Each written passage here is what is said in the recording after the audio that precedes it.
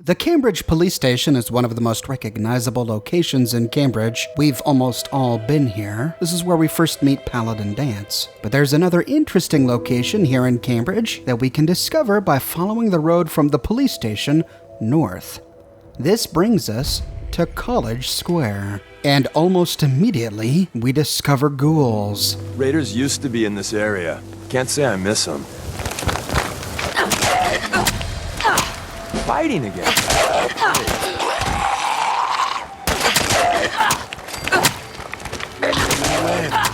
Again. You know, ammo isn't cheap. Can we just pay you to play dead?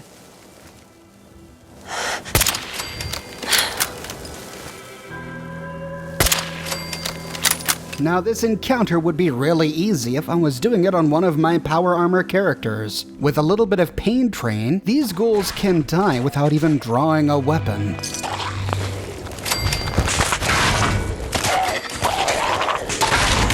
Check your ammo levels. Engaging. I didn't even try.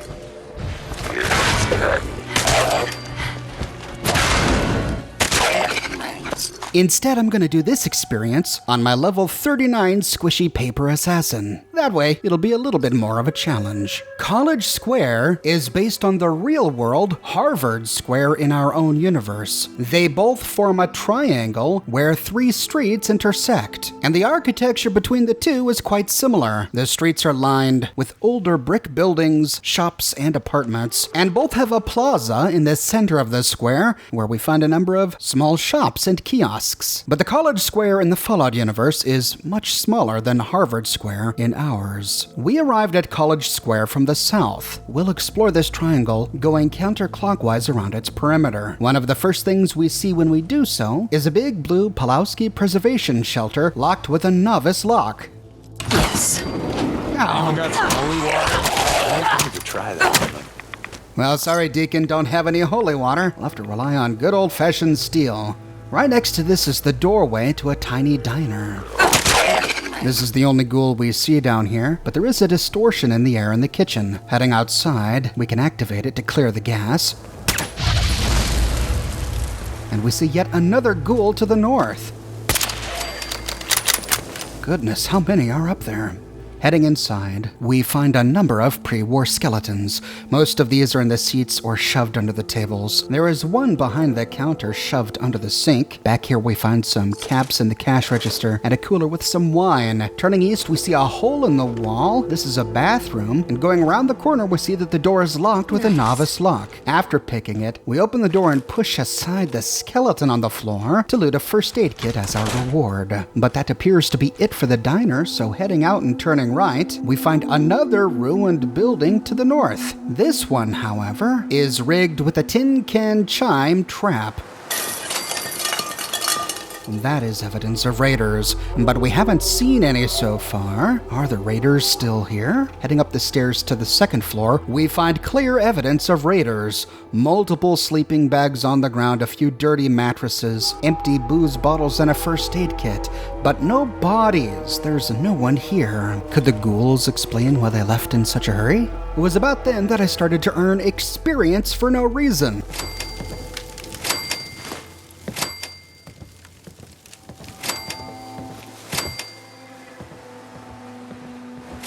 I don't think they left too long ago. So Deacon noticed the same thing we did. There is clear evidence of raider inhabitation here, but they're all gone, which means they've left recently. On the second floor, we see a path to a rooftop to the south and a scrap ramp to a rooftop to the north. And we see some movement in a building across the road. Ow! You're really good at this. Too good. Well, thanks for your vote of confidence, Deacon, but I would have really been good had I avoided him. Instead, he saw me. Well, it looks like there's a scrap ramp that goes across the street from this rooftop.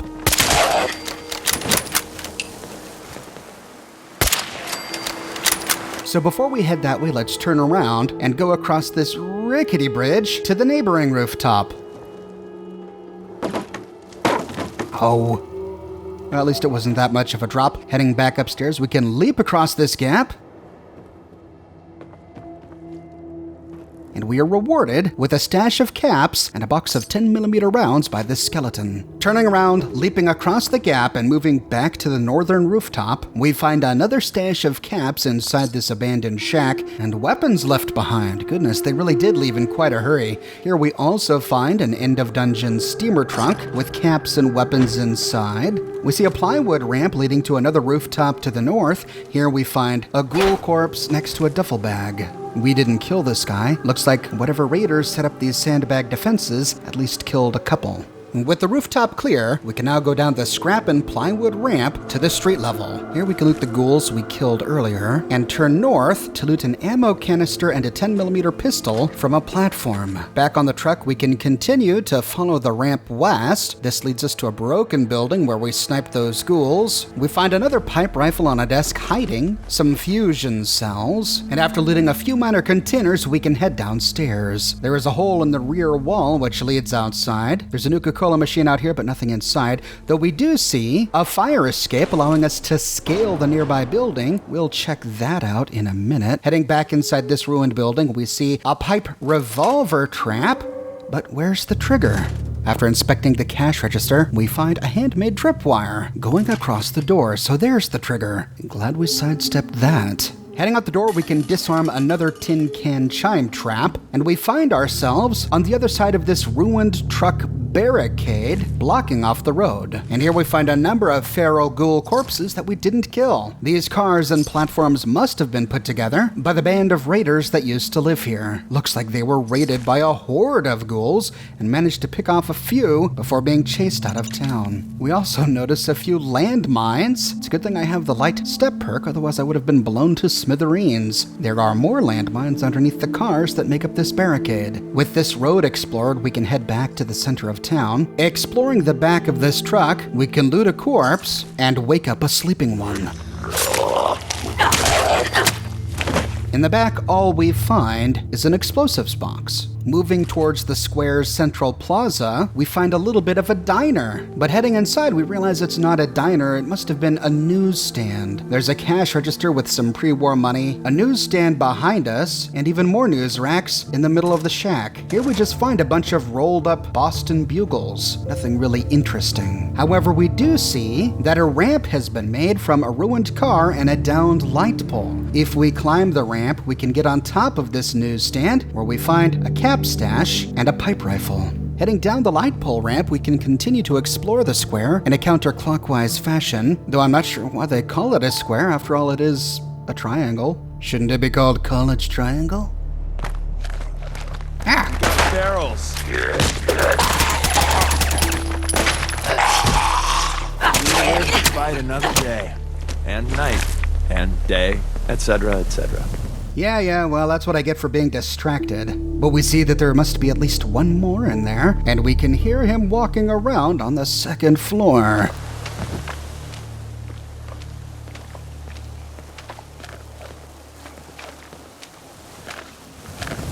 Creeping in through the front door, we can try to see him through the holes on the floor, but we can't. Looting this bottom floor first, we find minor scrap and loot. I love old world widgets.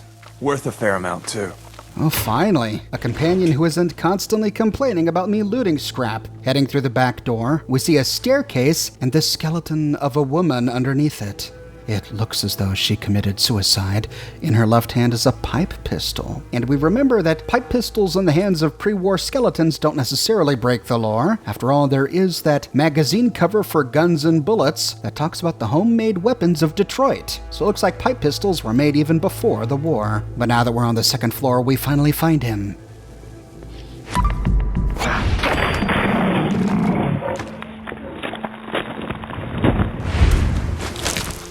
Peering out the window, we see a bus, so let's head on down and explore that before we forget. But back in the stairwell, we see that there's another floor above us. Climbing to the top, we see a door to the left and a room to the right. Heading to the right first, we don't find much. Looks like the raiders tried to use this desk as a barricade, but we don't find any corpses here. There is one cooler with some corn in it, and then we find a chaise longue, but not much else of interest. So heading out, we can open the big blue door, which we see is locked with an advanced lock. After picking it, we see that it leads out to the fire escape, that we saw from the broken wall of the adjacent building. And it looks like this is the only fire escape that touches the ground, so we sadly can't climb any of the others. Heading back down to the bottom floor, we can head out, and now we can explore this big orange bus near to the central plaza. But before we do, we spy 2 baby carriages. Thankfully, they're not booby-trapped with mines, but it's sights like this that remind us just how horrifying the apocalypse of 2077 really was. These mothers were going out for a stroll with their babies when the bombs dropped, and all that remains are the strollers. Back to the orange bus. Uh-oh.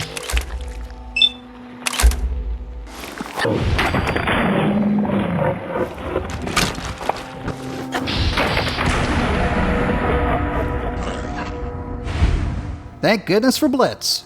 The bus is filled with seated skeletons who likely died upon impact. Flesh vaporized off their bones. Nearby, we find 2 suitcases. One has some Radaway and the other is locked with a novice lock. Inside, we find some Raider armor. What? Okay.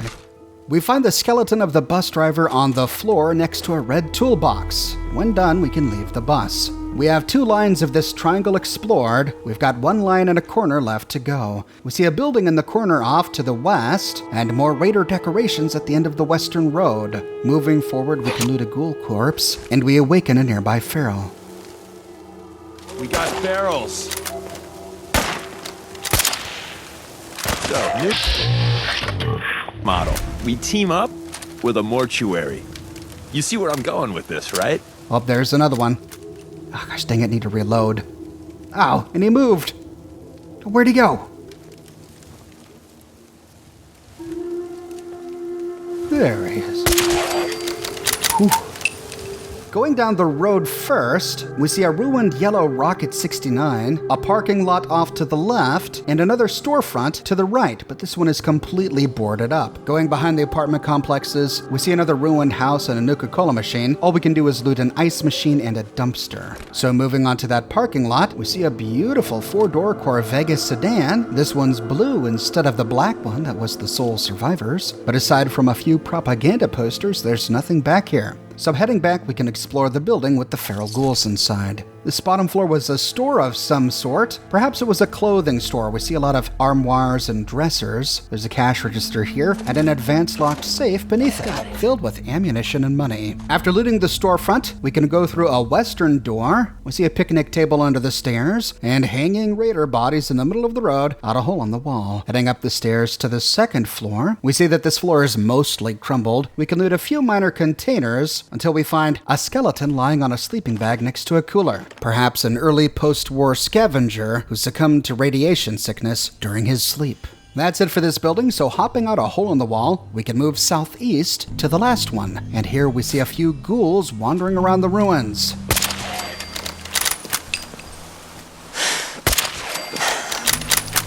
But before we explore this building, we find another kiosk in the middle of the square. This one, like the last one, appears to be a magazine stand. We even find a pre-war flyer in this stand, a racetrack advertisement. The October Classic, Sunday, October 31st, 2077, at Easy City Downs. I covered Easy City Downs in a video that you can watch here. This is one of the many locations in the game where we can find a flyer like this that marks its location for us on our map. Behind the door, we find a novice-locked floor safe with a tidy stash of ammunition inside. Exiting the kiosk, we find the entrance to a metro station directly in front of us. This is similar to the real-world Harvard station, which is beneath Harvard Square in our universe. But we notice that there's a ramp leading from the adjacent building to the rooftop of this kiosk. So before going down and exploring the College Square station, let's explore the final ruin in this square. We see a door directly in front of us, or we can move around to the door at the corner of this building.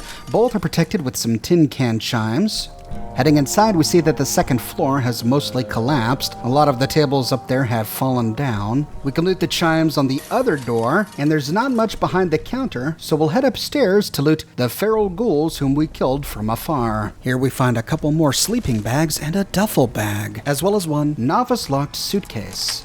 Whoever Nice. lived here ain't here now. Deacon brings up a very good point. Lots of sleeping bags and mattresses, but no raiders. There are two ways from here. We can go upstairs or go across this ramp to the rooftop of the nearby kiosk. Going across the ramp, we find a hunting rifle and 2 ammo boxes next to a sandbag barricade. These raiders fought hard for their territory, but where are they now? Heading back across to the nearby building, we can go up a ramp to floor number 3. Here we can loot a chem cooler, and at last we finally find the remains of a raider. Lying in a lawn chair is the corpse of Rika. She sits here with a pipe weapon nearby. She was guarding the roads, but she lies dead in this chair. She must have been swarmed from behind by ghouls. On her corpse is a toll schedule. New tolls. 10 caps, farmers and children, 30 caps, mercenaries, 50 caps, traders, 80 caps, wagons, 200 caps, Minutemen. Don't tangle with gunners or the freaks in power armor. Let them through, but keep an eye on them. Shoot synths on sight. So this raider Rika had set up a toll along this road. Well, it clearly didn't work well for her. Here she lies. And I also wonder how effective this toll would have been since there are so many roads around it. It's very interesting that she charged Minutemen the most. She really must have hated them and clearly didn't respect them. I think it may also be because the Minutemen are likely the only ones to stand against them. They don't tango with the Brotherhood of Steel. The Brotherhood are too powerful for one in their power armor, but also the Brotherhood likes to keep to their own business, so they're not going to go out of their way to root out raider gangs. Whereas the Minutemen do. The Minutemen send us on many quests to destroy nearby raider gangs that have been harassing settlements. So I guess I can understand why Minutemen are the most wanted on her toll list here. The way out of this building is down a staircase into the ruins of offices and shops on lower levels. On the ground floor, while exploring a hardware store, we see an advanced locked wall safe behind the counter. Yes. Inside, we find some ammo and caps, and just as I was about to walk away, I noticed a makeshift bomb. Oh, and right next to a tripwire. Thank God for the light step perk. I would have triggered this. Heading out, we can turn right. There's a huge hole in this wall overlooking the Cambridge police station, where the Brotherhood flag still waves. To the left is a door to a laundromat that appears to be the way out, but we find another staircase up. So going up first, we see that this must have been some sort of office, lots of desks and filing cabinets. Not much here, though we do find an expert locked safe in one of the rooms. Inside, grenades, mines, and other scrap. That's it for this floor, so heading downstairs, we can go into the laundromat. Lots of great Abraxo cleaner here, and some pre-war money lying on the floor next to a knocked-over cash register. And with that, we finish exploring all the buildings here in College Square. This leaves only the College Square station. Looks like the sun is getting ready to set. It's the perfect time to head underground. Inside the station, we see ghoul corpses all over the ground. Why are they already dead? Who killed them? Could Rika's gang still be alive? To the southeast, we see some elevators and a skeleton inside one of the cars. This is not the time to tell ghost stories. Looks like Deacon's freaked out a little bit here. We can loot some dog food in a cooler, and it looks like we found yet another woman who killed herself after the bombs dropped with a pipe pistol. Looking up, we can't access the hatch for some reason, and the second car is broken in the second elevator shaft. Heading out and rounding a barrel fire. Oh, we find another raider corpse. He was using a mailbox as defense and likely killed many of these ghouls before being killed himself. Next to his corpse is an ammo box with ammunition inside. And behind him, we find a Nuka-Cola Quantum and a Nuka-Cola machine. Heading northwest, we see that the raiders set up a tripwire and a makeshift bomb between a trash can and a pillar at the top of the stairs. Thankfully, my light step allowed me to walk right over it, but we can disarm it for the experience. And nearby, we find another raider corpse. So it looks like after College Square was swarmed by ghouls, Rika died topside, and the rest of her raider gang fortified themselves in here. These 2 raiders died defending the entrance to this metro tunnel, and the ghouls that killed them likely then swarmed downstairs. Heading down the staircase leads to a bit of a shop level. There's a bathroom to the left. Sneaking inside, we see another empty baby carriage. And inside the closed stall, the mother. Could it be the mother? There's a teddy bear next to her corpse. Her hand is reaching into the toilet bowl, gripping a baby rattle? What does this mean? Did the mother try to drown her baby? Backing out of the stall, we see another dead raider, only this one has some medics stabbed into his left thigh. And there's a pipe pistol lying next to his corpse, with blood spatter on the stall behind him. This raider was seriously injured by the ghouls during the defense. He came into this bathroom, injected himself with medics to dull the pain, and then shot himself to end his misery. Heading out, we see the men's restroom across the hall, and even though the door is closed, we can hear a ghoul walking around on the other side.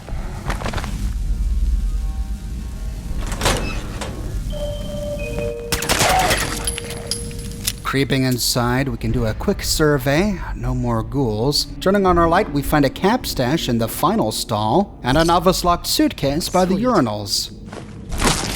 Take that, Block. Heading out of the bathroom, we see more ghouls by a Nuka-Cola machine. We got fun time incoming. Got him! Thank you, Deacon, for your fascinating walking commentary. We'll explore these shops by starting with the western one. Oh, not a monkey. Oh! Doggone monkeys. Behind the counter, we find a stash of 3 buff out. Wonderful for crafting, and the corpse of another raider. Goodness, did these ghouls wipe out the entire gang? This must have been a chemist. We find a first aid kit on a shelf nearby, and some Radaway and Jet behind the counter. After looting the pre-war money in the cash registers, oh yeah, there's the drug sign. It was a chemist. We can move across the hall, where we find the remains of a bakery. Deacon has some criticisms after we loot some pre-war money. Have you no pride, wastelanders? Yuck. What, was he talking to me? Is he saying that looting the pre-war money was disgusting? Come on, Deacon. With the bakery explored, we can move north. This must have been ticketing. After looting the cash registers and tokens, we find that the door here is red. I wonder why this is set to owned. It's locked with an expert lock, and after picking it, we can head behind the ticket booth, where we find a copy of Live and Love on an open safe. Hell yeah. Live and Love, Nuke the Man, the deviant festival that is sweeping the nation. You won't believe who went. Companions permanently inflict 5% damage. Is that the Fallout universe's equivalent of the Burning Man festival? Inside the safe, we find some pre-war money and a stim pack. We can loot a first aid box beneath a register, more subway tokens, and behind us is a Protectron still in its charging dock. We can access the nearby wall-mounted terminal to release him, and then with the robotics expert perk, hack him to turn him into a temporary companion. Now I understand why that door was set to owned. It's likely owned by this Protectron. If he were to catch us picking it, he'd probably turn hostile, but thankfully, we picked it long before he woke up. With this floor clear, we now have 2 options. There's a staircase down to the west and a staircase down to the east. Which one should we take? Well, opening up our local map, we see that they both lead down to the tracks. We see 2 train tracks, each going in different directions, and it looks like we're going to be doing a big loop, so it doesn't matter which one we go down. We'll start by going down the western staircase. We see an oil slick on the platform. Let's go ahead and get rid of that. And heading down the stairs, we find that ferals are already in a battle with a Protectron. We can do our best to help out.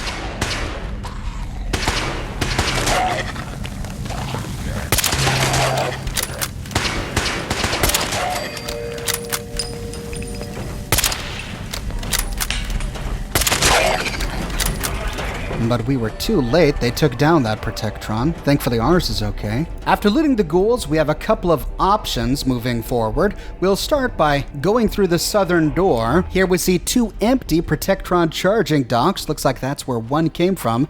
There's some cement back here. And we find a security terminal that would have released the Protectron. When I retire, I am totally gonna set up a maid service. Talk about demand. Guess Deacon is not a fan of grime. Heading out, we can loot some Nuka-Cola on the ground that we missed earlier, and moving north, we find a hallway to the west. Heading down the hallway, we can turn around and trip this slick trap. Oh, alright, I guess 50 caliber bullets don't ignite oil slicks. Sorry, Deacon. What? Walk right in the middle of my fire. After looting minor scrap on the shelves nearby, turning around, oh, we see a ghoul. Pulling out our deliverer. And then moving inside, we can take care of another oil slick. Oh, come on, Deacon.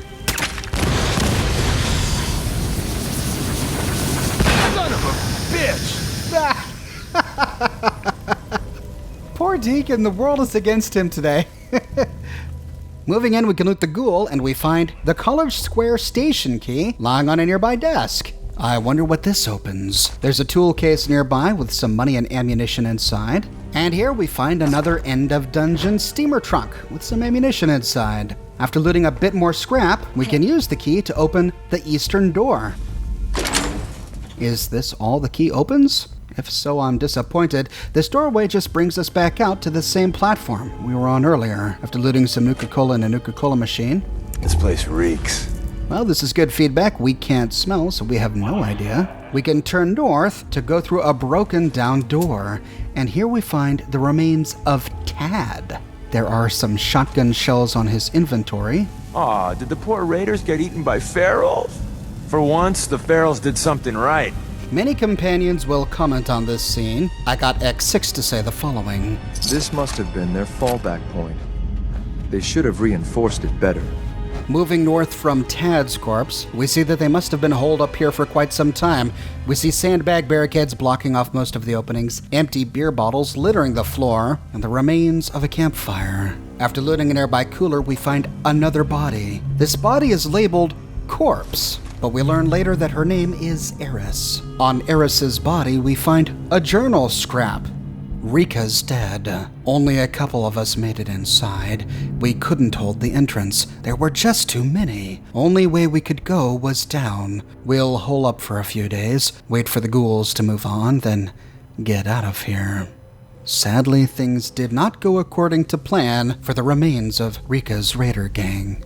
We learned that this woman's name was Eris if we happen to trigger a random encounter where we find the corpse of a dead mailman. The mailman could be carrying any number of letters, but one of the letters reads like this. Look, Cole, I know you're sick of working for Bobby, but don't leave Goodneighbor. You don't know how good you got it, hun. Steady jobs, decent place to live, and you got Hancock to bash some heads in if people get out of line.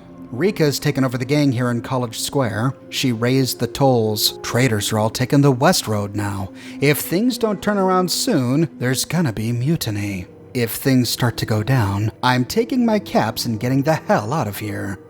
Love, Eris. In this letter, she's referring to Bobby No-Nos, whom we met in Goodneighbor. Bobby tends to hire mercenaries to help her with odd jobs. You can learn about her complete story by watching my video about her here. I suppose we don't know for sure that this corpse's name was Eris, but it's the only uniquely named corpse we find down here, and the only other member of her gang whose name we know is Eris. And we learned that Rika's toll strategy wasn't working very well. As Eris says in this note, people just found another way to where they were going. I can understand a toll if the people who are imposing the toll really are keeping the road safe and improving it. But clearly, Rika's raider gang here wasn't doing that. They couldn't even defend themselves when the feral ghouls attacked. So how likely is it that they were going to guard and defend farmers, children, and Minutemen who chose to travel through College Square? Not likely. No, these raiders were opportunists, providing no valuable service and instead taxing people who walked through their territory. As Deacon said when we found their corpses, their loss is no loss for the Commonwealth. After looting some shelves where we found a bottle cap mine, a few other containers, and a duffel bag, we can move on to the subway car, where we do see a pre-war skeleton and we can unlock a novice-locked suitcase, which just has a red dress inside. The southern path is blocked, so turning around we can exit the car to the north. Here we find a gap to the east, guarded by a ghoul. The ghoul was standing over and likely nibbling on another raider corpse. Passing through this gap, we arrive on the next train track, and this one is partially flooded. Heading south down the track, we can go up some steps to the east, where we see more ghouls through a doorway. But they clamber just out of reach, so instead we'll turn on our light and loot these shelves. We find a Vault-Tec lunchbox here, but nothing interesting inside. And they're back.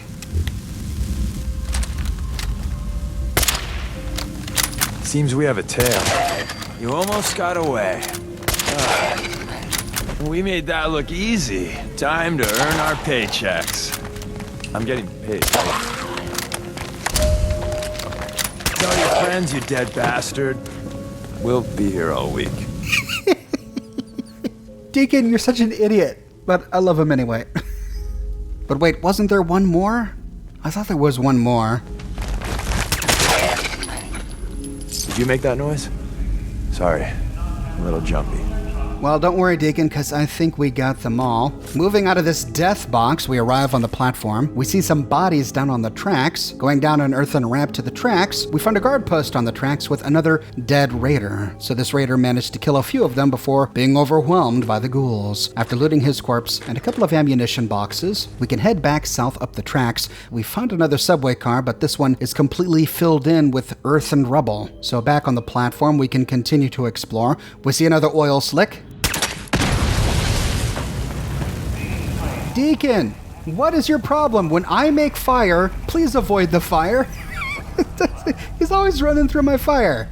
There's not much more here. The last thing on this platform is a door to the south, and we can unlock it with the College Square key. But all we find in here is one first aid box on the wall. Some reward, eh? With that, we finish exploring the tracks. To leave, we go up this other staircase, which, as we saw on the local map, does indeed form a big loop. We are now back on the merchant level, with the bakery and the chemist. To leave, we can turn south, go up the steps, and out the big red double doors to College Square.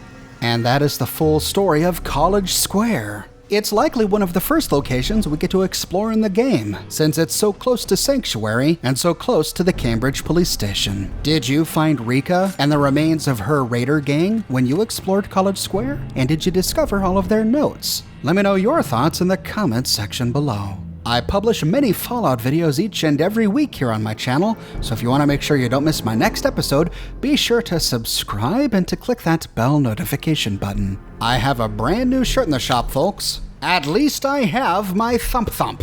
This was a fan request. We all had a bunch of fun using Thump Thump in my Caesar's Legion videos. The grenade rifle saved my bacon on multiple occasions. The design comes in a variety of both men's and women's sizes and in a wide array of colors. You can find the design on other products as well: smartphone cases, mugs, pillows, posters, prints, etc. So if interested, you can find a link to my shop in the description below, or you can click here. If you like what I do and you want to support me in a more personal way, consider becoming one of my patrons on Patreon. But more than anything, I'm just so glad you're here watching this video with me today. Thank you so much for watching, and I'll see you soon with a brand new video.